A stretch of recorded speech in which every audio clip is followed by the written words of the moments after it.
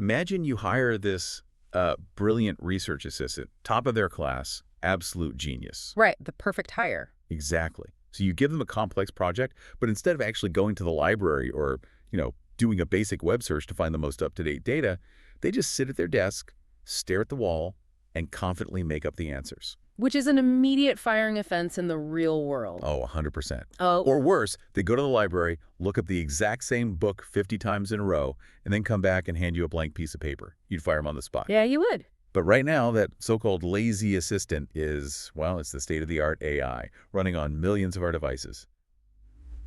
Welcome to the Deep Dive. Today, we are tearing into a massive roadblock in artificial intelligence known as information self-locking. It's a huge issue. It really is. We are looking at two cutting-edge sources today.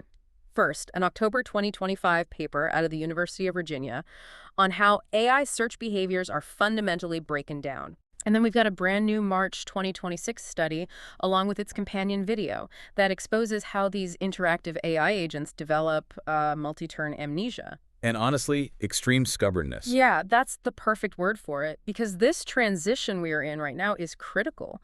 I mean, we are moving away from simple chatbots that just, retrieve a single fact and generate a polite response. Right, the retrieve and generate era is kind of ending. Exactly. The industry is building autonomous, multi-step agents. We want systems that can run in the background, navigate the web, and synthesize massive amounts of conflicting data. Which means whether you are relying on an AI to prep for a crucial board meeting or, diagnose a tricky medical symptom or troubleshoot 1,000 lines of broken software code. You need that agent to actively fetch and reason with new information. Yes. But if your brilliant digital assistant suddenly gets lazy, stops searching, or refuses to change its mind when presented with new facts, the whole system just collapses. It does. And the irony here is that the very way we are training these advanced models is what's actually breaking their ability to learn. Wait, the training itself is the problem. Yeah, it comes down to this prevailing training paradigm called outcome-only reinforcement learning. The October 2025 UVA paper basically takes a scalpel to this method. Okay, so how does it work currently? Well, currently, developers train AI agents using an exact match reward, or EM, and it's incredibly binary. So it's just pass or fail. Right. The AI executes a dozen complex steps. It formulates a query, scrapes a website, reads the text, synthesizes an answer, and at the very end, the system just checks the final output against an answer key. And it gets a point if it matches. It gets a 1 if the string of text perfectly matches and a 0 if it doesn't. That's it. Okay, let's unpack this, because I'm trying to picture how frustrating that would be for a human learner. It's like trying to teach someone to bake a really complex, multi-layered cake, but you only ever taste the final product. Oh, that's a great way to look at it. Right. You give the student a massive red F on the cake because it tastes terrible, but you never tell them that the specific mistake they made was using salt instead of sugar in step 2. Or that they forgot to turn the oven on in step 4. Yeah, they just get an F and have to randomly guess what went wrong on their next attempt. And when you scale that kind of blind guessing across billions of parameters, the AI develops incredibly neurotic, inefficient habits. I can imagine. The researchers tested this dynamic on the Quinn 2.5, 3B, and 7B models. They ran them across 7 different complex question-answering benchmarks. And because it only gets that final grade, it tries to game the system, right? Exactly. Because the AI doesn't receive any signal about how to search, it just wants to minimize its effort to get to that final 1 or 0. So the data shows the AI develops 3 specific, quantifiable, deficient search behaviors. Okay, let's break those down, because watching an AI do this in real time on your screen is just bizarre. It really is. The first behavior the UVA paper identifies is called fail to search. The AI just skips the external search tool entirely. It doesn't even bother looking. Right. You can explicitly ask it a question requiring real-time external data, like, I don't know, the closing price of a stock yesterday. And instead of looking it up, it bypasses the search protocol completely. It just relies on its internal memory. Yeah, it's outdated training weights, and it just hallucinates an answer. It's basically trying to shortcut the process to get the final reward faster, hoping it gets lucky. Which is terrifying for a user. And then the second behavior is almost the opposite problem. They call it duplicate queries. Oh, where it searches the exact same thing over and over. Yes. The agent will issue the exact same search query multiple times in a row within the exact same interaction. Why does it do that? From a mechanical standpoint, the AI gets stuck in a loop. It retrieves a document, fails to extract the right information because its internal reasoning is flawed, and then thinks, well, I need more information. But it doesn't know how to change its search terms. Exactly. It hasn't learned how to refine a query, so it just asks the same question again. It is literally wasting your computing budget and burning processing power without making any forward progress. That is so inefficient. But the third one, I think, is the most catastrophic. Yeah. Invalid searches. Oh, yeah, this one is rough. Instead of writing a recognizable search query, the agent outputs broken code or mismatched HTML tags or just like a string of meaningless punctuation into the search bar. It's just mashing the keyboard, basically. It goes through the physical motions of triggering the search tool because maybe somewhere in its training it noticed that using tools occasionally correlates with a reward, but it has absolutely no idea how to format the input. And the fallout from these habits is systemic. The UVA researchers quantified the drop in accuracy when these deficient behaviors kick in. The numbers in the charts were shocking. They really were. Take the 3 billion parameter model. When it is actually executing an effective search, its recall rate, which is its mechanical ability to locate the correct block of information, sits around 64.5%. Pretty solid. Right. But the moment it falls into one of these deficient patterns, that recall plummets to 43.2%. Wow. And the final exact match accuracy, the actual right answer, drops from a decent 52% down to an abysmal 19.7%. It's a total failure of the curriculum. The outcome-only reward just doesn't teach the mechanics of investigation. So if the final grade method is completely broken, how do developers fix the curriculum? I mean, without hand-holding the AI through every single step of a million-step dataset. That's where the UVA team introduced a framework called DESA. It stands for decoupling, search, and answering. Decoupling. So splitting them up. Exactly. They recognize that searching for information and synthesizing an answer are two entirely separate cognitive skills. Trying to teach them simultaneously under one reward is what causes all that neurotic behavior. Okay, so how does DESA actually work? Well, they severed the connection and split the training into two isolated stages. Stage 1 is search skill acquisition. So they throw out the exact match answer key reward completely for this part. Completely. The AI is trained purely on how to search, using what they call a recall reward. I want to pause on this because it's a really fascinating mechanism. If the AI isn't generating a final answer, how does the system actually grade it? Right, it seems tricky.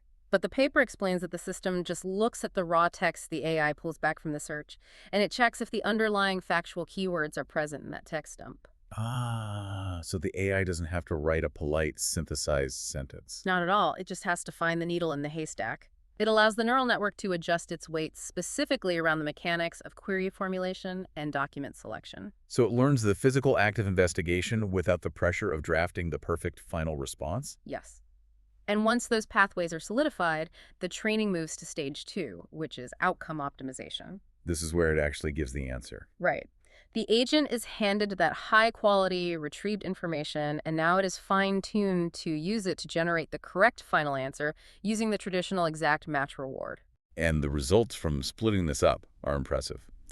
I was looking at the stats. This two-stage DESA method saw an 8% overall performance boost on the 3B model compared to the baseline. Which is a huge jump in this field. It really is. But on highly complex, out-of-domain datasets, like there's this benchmark called Bamboogle, which tests obscure multi-hop reasoning, it saw an 11.5-point absolute jump. It absolutely dominated that test. And that frustrating deficient search rate, it was slashed from over 23% down to just 6.96%. Isolating the variables just allows the foundational skill to crystallize. I have to push back on the architecture here, though. Okay, lay on me. Why completely separate the stages into two distinct training runs?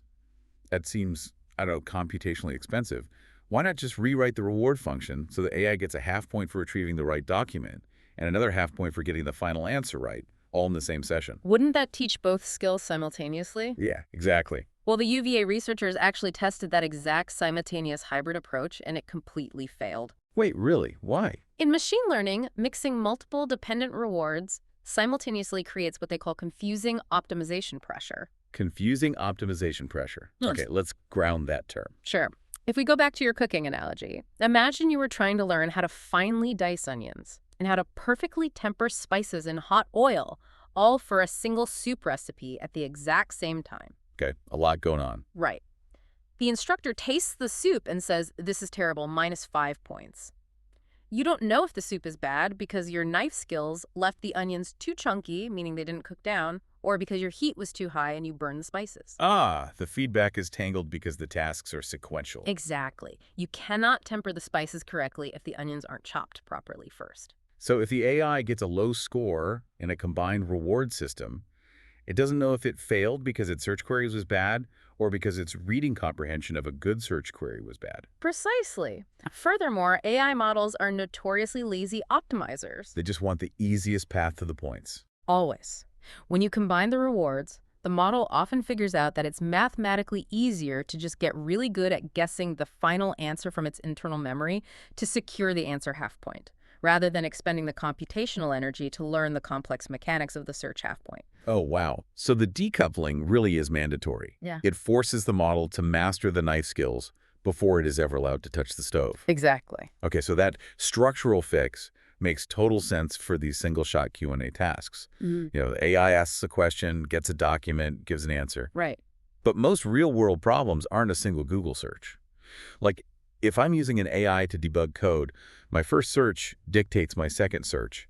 I find an error log, which leads me to look up a specific function, which leads me to check a server status. It's an active, multi-turn process. Right, so if we take this isolated single-step methodology and apply it to a multi-step interactive problem, does it hold up? This is where we cross into the March 2026 research, and the short answer is no. It breaks down completely. Yeah, multi-turn interactive environments introduce a deeply psychological flaw in how AI processes information. The research team from the Chinese University of Hong Kong and UC San Diego mapped out the anatomy of an interactive AI by defining two core pillars. Okay, let's go through these. The first pillar they identify is action selection, or AS. Right.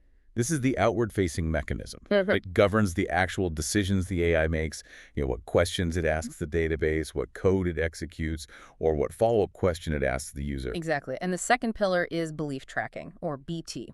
This is entirely internal. It is the AI's ability to update its running hypothesis, its internal context window, based on the new evidence it just gathered from its action. The easiest way for me to conceptualize this is like a detective working a complex case. Okay, I like that. So action selection is the detective deciding which suspect to interrogate and what specific questions to ask them. And then belief tracking is the detective taking the answers from that interrogation, returning to their corkboard, and updating their theory of the crime based on the new alibis. That's spot on. And the terrifying finding in this 2026 paper is a phenomenon they call information self-locking, or CL. Information self-locking. Yeah. In standard reinforcement learning environments, specifically algorithms like proximal policy optimization or PPO, these two capabilities, action selection and belief tracking, they basically cannibalize each other. They form a toxic negative feedback loop. It is a complete structural failure of the PPO algorithm in multi-turn scenarios. When the AI's belief tracking is initially weak, meaning it doesn't quite know how to synthesize complex, multi-step clues, it effectively masks the value of taking good actions. So the AI might ask a brilliant question and retrieve a crucial piece of data. But because its internal corkboard is a total mess, it misinterprets the clue, gets the final answer wrong, and receives a 0 reward. Ah. So the AI's internal logic says, hey, I used the search tool perfectly, I asked a great question, and I still failed. Asking questions must be a waste of time. Yes. And the moment it stops asking informative questions, the belief tracking mechanism is starved of new data. It never gets the practice it needs to learn how to update its hypotheses. They drag each other down. They do. The AI essentially develops multi-turn amnesia. Going back to the detective analogy, it's like a really stubborn investigator who decides exactly who the killer is in the first 5 minutes of the case. Right, they just lock in. Yeah, and because they are so certain, they stop looking for new clues. That's the action selection failure. And then when you sit them down and literally hand them a piece of new contradicting evidence, like a rock-solid alibi for their prime suspect, they completely ignore it to protect their initial theory. Which is the belief tracking failure. Exactly. And the researchers actually proved this using the MEDIQ dataset, which simulates complex medical diagnoses. Where the AI plays the role of a doctor. Right, asking a simulated patient question step by step to narrow down a disease. To test the severity of information self-locking, the researchers performed a brutal intervention. They took a heavily trained AI model, let it start a diagnosis, and then halfway through, they hid all the patient's feedback. Wait, they just stopped giving it answers. Yeah. No matter what the AI asked, the system just returned the word unknown. If you did that to a human doctor, they would stop immediately and say, the system is broken, I can't do my job. But the AI barely noticed. That is wild. The performance drop was practically non-existent. The researchers found the AI had become entirely interaction insensitive. Its belief consistency had spiked to 92.8%. Meaning that almost 93% of the time, whatever hypothesis the AI formed at the very beginning of the conversation, it stubbornly stuck with it to the bitter end. Completely, regardless of the symptoms the patient was reporting. It was just going through the motions of asking questions, but its internal belief was locked tight. Wow. When you think about this happening on a user screen, when you're watching your AI type out code and it keeps making the exact same syntax error 3 times in a row, completely ignoring the error logs you keep pasting into the chat, that's belief tracking failure happening in real time. Exactly. And it's incredibly dangerous for real-world applications. We can't have diagnostic AIs or financial modeling agents that refuse to adapt to new input. So how do we perform an intervention on a stubborn AI? I mean, do developers have to throw out the underlying models and retrain them from scratch with massive compute budgets? No, and that's the brilliance of the 2026 paper. The solution is shockingly lightweight. They developed a minimalist intervention called AREW. It stands for Advantage Reweighting. ARMW, okay. Right. It does not require retraining the model from scratch. Instead, it injects directional critiques into the existing PPO algorithm. Let's look at how a directional critique actually functions under the hood. For every step the AI takes in a multi-turn environment, the system assigns a tiny, simple flag. It assigns a +1 if the action was informative and actually brought back new data. Right. It assigns a 0 if the action was neutral, and it assigns a -1 if the query was uninformative, like those duplicate searches we talked about earlier. And they apply the exact same logic to the belief tracking side. The system flags a +1 if the AI actually updated its internal confidence based on the new data, and a -1 if it stubbornly ignored the data. Okay, wait, I have to stop you there. Yeah. Didn't we just spend the first half of this discussion establishing that tweaking and combining rewards confuses the AI? Right. I mean, if we start throwing +1s and -1s into the middle of a medical diagnosis task, won't the AI just start reward hacking? You'd think so, right? Yeah. Won't it ignore the actual goal of diagnosing the patient and just spam random questions endlessly to rack up those +1 flags? That is the exact trap the researchers avoided. What's fascinating here is the math behind ARW. They're not altering the reward function at all. They aren't. No, they are modifying the advantage function inside the standard PPO algorithm. Okay, for someone who isn't writing reinforcement learning algorithms on the weekend, what is the mechanical difference between a reward function and an advantage function? Good question. Think of the reward function as the final grade on a final exam. It is fixed. The advantage function is an internal metric the AI uses during its study sessions to evaluate how much better a specific action was compared to its baseline average. Ah, so it's not changing the final score of the test, it's just helping the AI realize which specific study habits led to that passing grade. Yes, exactly. The researchers refer to AREW as a zero-sum gradient scalpel. When the AI finishes a training run, the algorithm looks at the sequence of actions. It takes the probability mass, the mathematical likelihood that the AI will repeat a specific action in the future, away from the steps that got a -1. And it reallocates that exact same mass to the steps that got a +1. You got it. I think I see it. It's like a soundboard with volume sliders. You aren't changing the actual song, which is the final reward. You're just sliding the volume down on the bad habits, the -1s, and pushing the volume up on the good questions. That's a perfect analogy. And because it is zero-sum, the total volume of the track stays exactly the same. The AI cannot game the system to get extra points, because no new points were created.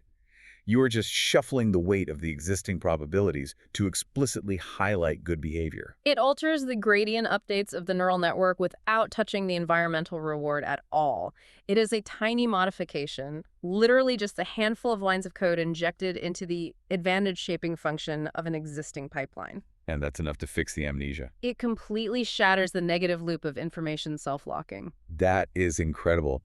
And the benchmarks for this one tiny line of code are staggering. When the team applied AREW across interactive datasets, they saw up to a 60% performance improvement. 60%. Huge. Whether it was the medical diagnoses or preference estimation in PEG, or troubleshooting software in FlowDial, this zero-sum scalpel cured the multi-turn amnesia. The AI goes from being a stubborn, lazy detective back to an aggressively curious investigator, actively seeking out and internalizing new information. The agent recovers its dynamic interaction patterns. It actually starts listening to the evidence again, exhibiting sustained growth in both its outward actions and its internal belief tracking. So to wrap up this journey we've been on today, we started by looking at how the default way we train AI outcome-only training basically creates lazy assistants that hallucinate and refuse to search because they're just blindly chasing a final grade. Right. Then we explored how the University of Virginia team fixed basic single-shot searches by decoupling the training into two stages with DISA. They forced the AI to master the mechanics of finding the information before it was ever allowed to synthesize an answer. But then we realized that in complex multi-turn problems, the AI develops stubborn detective syndrome. The PPO algorithm breaks down, and the AI locks itself into early assumptions, completely ignoring new evidence. And finally, we saw how reshaping the internal advantage function with directional critiques, the ARW breakthrough, cures this self-locking. It forces the AI to value the actual process of gathering and updating information, keeping it adaptable. And this matters to everyone listening because as we integrate these autonomous agents into the real world to manage complex financial portfolios or diagnose patients, the stakes are just far too high for systems that get locked into bad assumptions. Absolutely. Breakdowns like information self-locking are the hidden dangers of the AI boom. These structural fixes, DESA and ARW, are what ensure the AI remains a curious, dynamic partner rather than a stubborn liability. It is the fundamental difference between an AI that is built to just output an answer and an AI that is built to help you find the truth. Which leads me to the final, somewhat provocative thought for you to chew on. Oh, here we go. Both of these papers look at a single AI agent trying to find the truth in isolation. But the creators of DESA noted that these principles could naturally extend to multi-agent settings. Right. Imagine putting two stubborn, self-locked AIs in a digital room together to solve a complex engineering problem. If they are both suffering from belief tracking failures, do they just argue endlessly, talking past each other like two stubborn human debaters? That sounds like a nightmare. Right. Or could we use these directional critiques, this zero-sum gradient scalpel, to actually train AI agents to psychoanalyze and fix each other's self-locking behaviors in real time? Wow. Something to think about next time your digital assistant seems a little too confident in a completely wrong answer. Thanks for joining us on The Deep Dive. We'll catch you next time.